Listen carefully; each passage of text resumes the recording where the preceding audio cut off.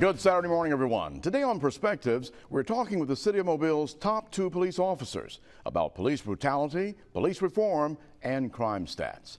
The City of Mobile hit a decade-long high in homicides back in 2021, and those numbers elevated the Port City to a number 2 ranking among America's most dangerous cities.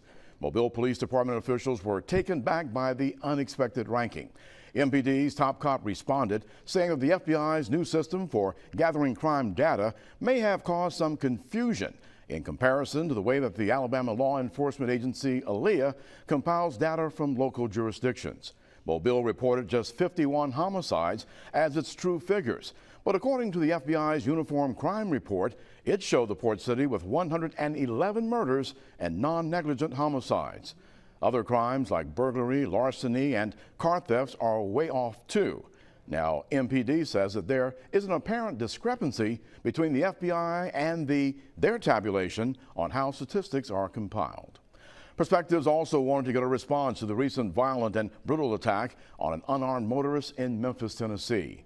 Police body cam video shows 29-year-old Tyree Nichols stopped, pulled from his car, tased, pepper sprayed, beaten with nightsticks, and kicked into submission by 5 officers of a special tactics unit. Well, here with us this morning to talk about this latest incident of police violence and the need for reform are Mobile's 2 top law enforcement officers. Both have nearly 30 years of law enforcement experience. Mobile Police Chief Paul Prine and MPD's Assistant Chief William Randy Jackson. When Perspectives continues, we'll talk with Mobile's 2 top police officials about how they end unwarranted police brutality and Mobile's 2022 crime stats. We'll be right back after this quick break.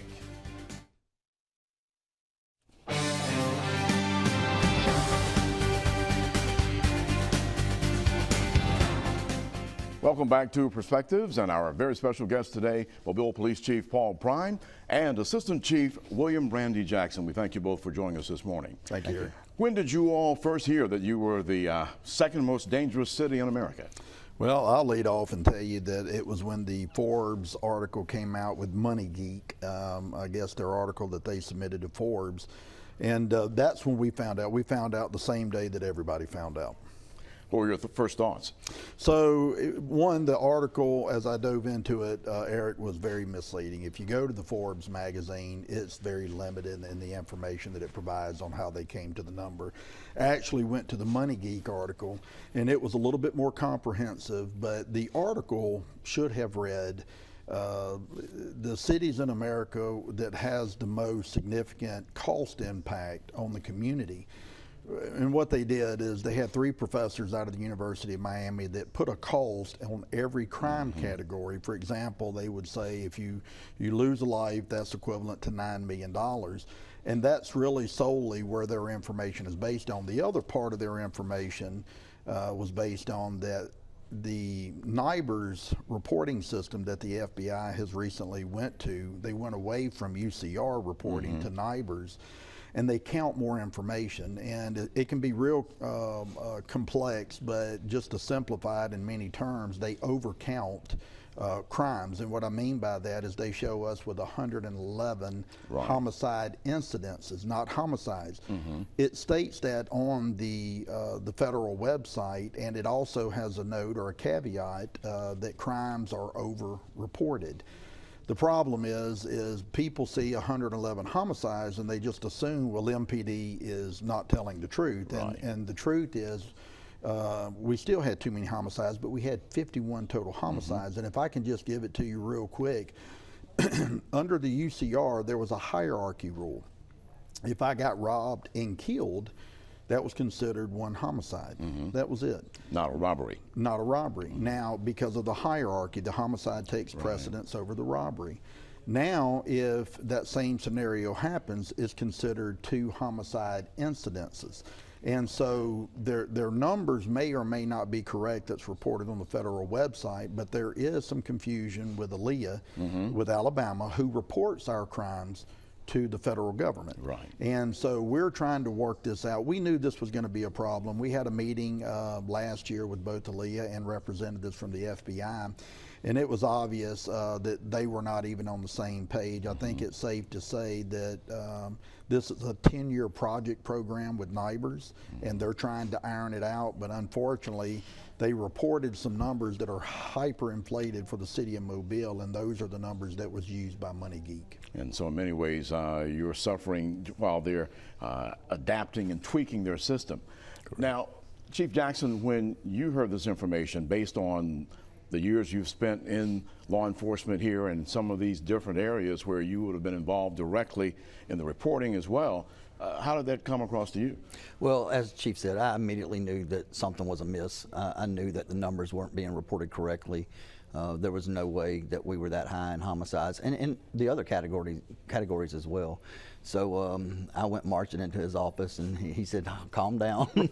And so we hashed it out and started diving into it and realized that this new reporting system is exactly why the numbers came out so inflated. Still some bugs to be worked out. Because I remember halfway through the year last year, you were ahead, I think, one of the count from the previous 2021, but then things slowed down, and then you were actually 10 under for 2022 compared to 2021. So you knew that you've made progress. Correct. And also to go back on the last part of it is, when they were reporting crime stats from 21 and not current crime stats, not even 22, we knew there was a problem with that. But yes. And I would simply say the articles are misleading. You know, and this is not to castigate any of our other partners around the country, but to implicate that Memphis, New Orleans, Baltimore, Cleveland, Ohio come behind Mobile in violent crime is a problem in and of itself. But I think it's important. And Chicago wasn't even on that list, were they? Correct. Right. And so, but that's problematic, and I think, you know, we have a very educated society, but I think because of our attention spans and the vast amount of technology that's available, people have become headline readers rather than digging in. And I will say this in regards to MoneyGeek: if you look at their methodology, they quoted Wikipedia as one source as a part of their program, and I'm not aware that academia has moved to accept Wikipedia as a credible source. Right. Yeah, that's a very debatable source there. So when you look at what you have accomplished between the 2 years, where do you feel you are at this point? Because homicides, how do you stop that? How do you cut that down? Well, let me tell you first where we're at, and I appreciate the opportunity to come on and tell you, because even though we compare our numbers nationally across the country, I compare my numbers to how well we did the previous year. 2021, we had 51 homicides. In 2022, we had 41 homicides. That number does not change regardless of how you shake it out in the article. The end result is that's a 20% reduction in homicides. But to put that in human perspective, Eric, that's 10 families that did not lose a loved one. That's 10 families not grieving. And whether we like that or not, our job is to protect people. That's 10 young men that are not going to end up in prison, and that's 10 families of those young men that are not grieving their child going to prison. We were 28% down in armed robberies, 11% down in sexual assaults. We were 5% down in aggravated assaults, but those include domestic cases. If you just pull out the victims affected by gunshot incidents, is 13% down. Overall, we were down 3% in Part 1 crimes. Those are felonious crimes, some misdemeanor crimes, but that number would have been significantly down. However, we had a huge uptick last year in the way of catalytic converters, and that falls under larceny. Yeah, we're going to talk more about those of converters. Sure, and those drove our numbers, but it's safe to say that we are double digits down in Mobile in violent crime from 2022 compared to 2021. The reason that is phenomenal is because other cities in the country in 2022 have been double digits up in violent crime. The opposite direction. The opposite direction, and we did that while being on average 70 officers short on the department. Assistant Chief Jackson, how do you get the public to understand what's really going on compared to headlines and other information, and just how they may feel personally? How do you get them to understand that they're not in the second most dangerous city, but they're in a safer city? It's the messaging. It's meeting with the community. It's all the community engagement that we've been doing through the past year, and then we continue to do. And our captains are out there and they're pushing this plan, and they're pushing the mission, and they're going to the community meetings, and they're going to the district meetings and stuff, and just really getting the message out there to the public. And every time the chief's on TV with you or anyone, he's letting you know where we really stand versus did you click the headline and open it up and find out that the article is from Sacramento, California, or did you look into it and see did it actually happen here? Take about a minute, Chief, and tell us when you look at things like homicides and the domestic violence situation that may lead into a homicide, how do you get a handle on that? How can you make that a better number? Because that's so unpredictable, isn't it? Well, domestic cases are certainly the most vulnerable, but a large portion of our domestics have not been domestic related. You know, I've often said there's very little we can do to prevent a homicide if someone's intent on hurting another individual. However, with intelligence-led policing, hotspot policing, and some of the approaches we take with targeting recidivist offenders, I think we've done very well in preventing homicides, even if it was just one. And obviously, we had a 20% reduction. Right. And when you talked about the numbers, sadly, we're not just talking about young men anymore. We're talking about women being victims of homicide and committing the actual violent act. Yeah, you're absolutely right. You know, I see today more so than ever, we have a heart problem in our country, not just here locally, and we would just ask the community that before you resort to gun violence or any type of violence, sometimes it's best just to walk away from a situation until you've had an opportunity to calm down and come back and use a level head in trying to deal with whatever the problem is. All right. And the chief and I talk about it all the time is the lack of conflict resolution these days. It needs to be taught in the schools. Sure, Absolutely does. All right, we're going to take a break on that. Our very special guests today, Chief Prine and Chief Jackson, will be talking more to Mobile's two top cops in just a moment when Perspectives continues.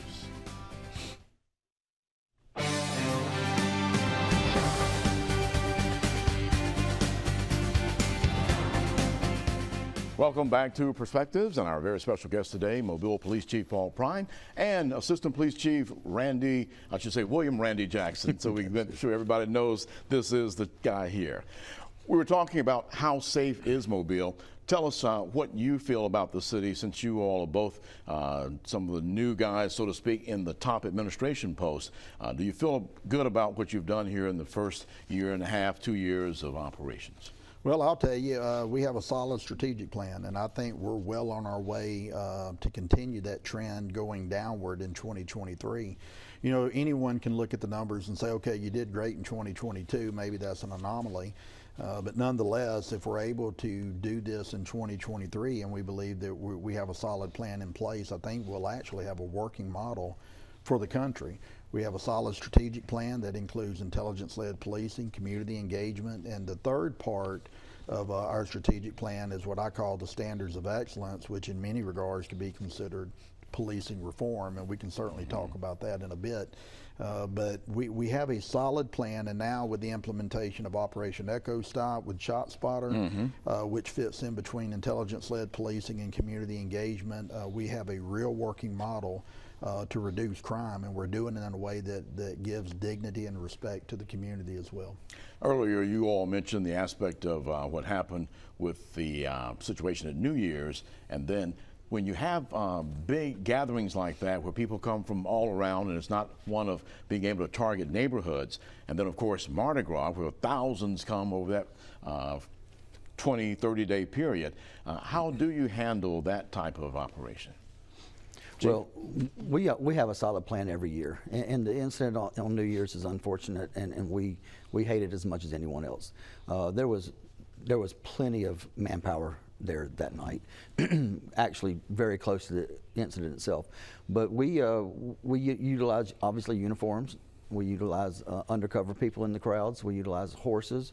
And so we really feel like, you know, we take every effort to make sure Mardi Gras is going to be safe. In any event we have in the city, we always have a good, solid plan for it. And oftentimes we have a backup plan in case something does happen. But we're ready for it. And Eric, I'll also add to that, the three individuals directly involved in that shooting were known to each other. And so it started off as some type of altercation, between the three, and this was not where one individual went down there to cause this problem, but unfortunately it's what I've been saying all along. It's one thing when there's retaliatory altercations back and forth with one another, but in that particular case where one of the suspects turned and indiscriminately shot into the crowd and shot 7 people that had absolutely nothing to do with the altercation. It was one of our biggest fears, and unfortunately it happened, and it's one of those things that you know, if we were able to prevent it, we would, but it gets back to my motto that if someone is intent to hurt another individual, how do you stop it short of knowing who the players are and when and where the event is to happen? Yeah, unfortunately it's not as easy as they make it on TV. Sure. Correct. When you see that. Let's talk about police reform. You mentioned that. Give me an idea of what you all felt when you saw the incident in Memphis. Of course, video coming from the police cam showing what happened with the young man there, Tyree Nichols. What were your first thoughts when you saw that? Well, my first thoughts were that is nothing that's ever been taught at any police agency, whether it's Memphis, Mobile, it doesn't matter. What happened on there was completely unacceptable. There was no supervision, no one was in charge, no one stepped in, even to protect their fellow officer and say, hey, enough's enough, I got this, let me, you know.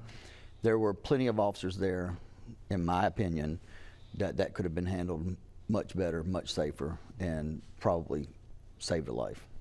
Chief Bryan? Yeah, I agree with everything the Chief just said.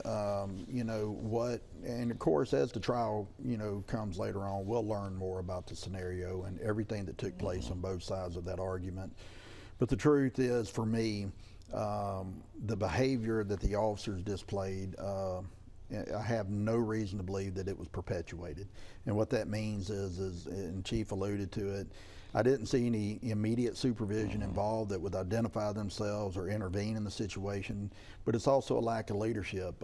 These officers have body-worn cameras, and we do as a matter of routine, especially when we get complaints, but we randomly audit our officers' body-worn cameras, and when we see misconduct or procedural violations, we address it virtually at every level. And so for that type of behavior to continue and not one officer on that scene felt a duty to intervene is troubling for me. And it gets back to the earlier comment that I said, we have a heart problem in this country, and that doesn't just stop with the bad guys. It seems to obviously progress over into mainstream society. Reform is great. We've always at some form have to reform and change tactics and certainly procedures. But my argument has always been if officers and certainly police executives would police themselves, then there wouldn't be the need or the outcry for public safety committees or oversight committees to begin with. Well, is there a system in place within the MPD where you can sort of see where an officer is mentally, his feelings about either people he's policing or something going on in his life personally that may lead to him? Is there a system in place where you all can help try and find him before, or her, before something tragic happens? Yes, we do. Our supervisors are engaged, and we have an early warning system type of program. And if we see that officer needs some counseling, everybody goes through things personally and professionally, and we make sure that our supervisors are engaged with the people they have underneath them, to where if someone needs to be put into some counseling, if someone, has to be put into the program, needs to be, then we do that. Is there something that legislators can do to help police better do their jobs that's not in the law at this time? Because you hear the reform talk from the Congress about what some believe that some things need to be done to add it in. There's a bill due to what happened with George Floyd. Do you all see those things as something else that needs to be added to? Well, that's a great question. We can always review and revise policy. What I would argue is that, unfortunately, it takes a situation such as the Memphis or Minnesota with George Floyd, where law enforcement are dependent on legislators to correct bad behavior. Reform really needs to come at the top level of the organization. And I believe personally the chief has to own some responsibility when officers are doing things in that nature that are completely against procedures and tactics that we use. Reform is great. What I would like to see is more of what happened in Memphis, is that the officers were terminated and certainly being prosecuted, which seems to be the right call in this case. Once we get to the point, we have a young officer, a young department with a bunch of young officers on it, and Chief Jackson and I, last year with being our first tenure at the top of the organization, met with annual in-service with every officer all the way up the rank and file, and we give them the expectations of what we expect, and that's treating people with dignity and respect. Professionalism is what prevents the Minnesota incident. Professionalism is what prevents the Memphis incident, and you will find that that's what you have with the Mobile Police Department. And Yeah, Eric, unfortunately. I'll tell you this too. Okay. The one thing that we stress every day is the standards of excellence, and that's what the chief brought in his plan, and that is making everybody be accountable for everybody. And that makes a difference. I wish we had more time because I wanted to ask you even more questions, but very quickly, is something being done at the chief level organization nationally where you all are saying things to other chiefs, say, hey, we've got to be on top of this? Well, not in a proactive measure, which we probably need to be, but certainly whenever you have these unfortunate incidents, there's always going to be the engagement, certainly with the Sheriff's Association, your police chief associations, for that reform. We just I have hate to be, cut us off here, yeah. but we've got to wrap up. I thank you both so much for coming and talking with us this morning. Our Assistant Police Chief of Mobile, William Randy Jackson, and of course our Chief Paul Prine. Thank you both very much. Thank you, Eric. Thank you. Well, we thank you for watching here this morning. For more information on MPD and you'd like to know more about reaching crime prevention community outreach programs, please contact 208-1924 or the MPD Strategic Initiative Program. You can contact them at 208-6384. I'm Eric Reynolds. You have a great day and a great rest of your week. We'll see you back here next time.